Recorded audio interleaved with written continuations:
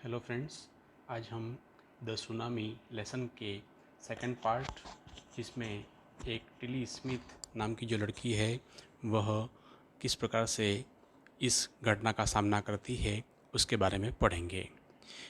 Tilly Smith एक Thailand के Phuket नामक जगह पर अपने माँ बाप के साथ गई थी और उसने कई लोगों की जान बचाई।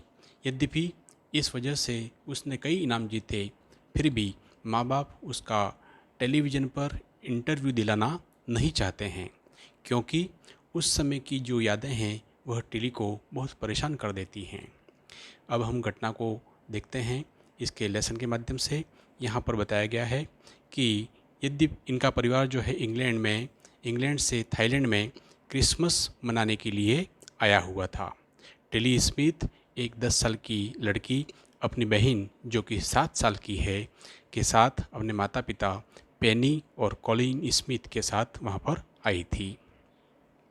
यह 26 दिसंबर 2004 की सुबह सुमात्रा द्वीप के उत्तरी हिस्से में एक भयंकर भूकंप आता है और समुद्र में सुनामी पैदा करता है।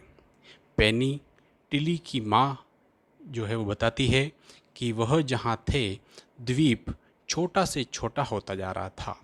उन्हें पता नहीं चला कि क्या हो रहा था, लेकिन टिली स्मिथ, जिसने अपने 2 सप्ताह पहले ही विद्यालय के जो भूगोल विषय के अध्यापक थे उन्हें द्वारा बताया गया था कि किस प्रकार से 1946 में हवाई द्वीप के अंदर एक सुनामी आई थी, और इस घटना का वर्णन उन्होंने अपने लेसन के अंदर किया था। और उसमें बताया गया था कि किस प्रकार से पृथ्वी के नीचे, समुद्र के नीचे भूकंप, ज्वालामुखी या भूगर्भीय हलचल से समुद्र की लहरें ऊंची उठती हैं। इसी को सुनामी कहा जाता है। टिली ने अपने परिवार से जल्दी से समुद्री किनारा खाली करने के लिए कहा। वह कहते कहते इतनी उग्र हो गई कि उसकी माँ कहती है कि मुझे सुनामी का जरा भी अंदाज़ा नहीं था, लेकिन बेटी की स्थिति देखकर इस घटना की गंभीरता को उसने समझ लिया।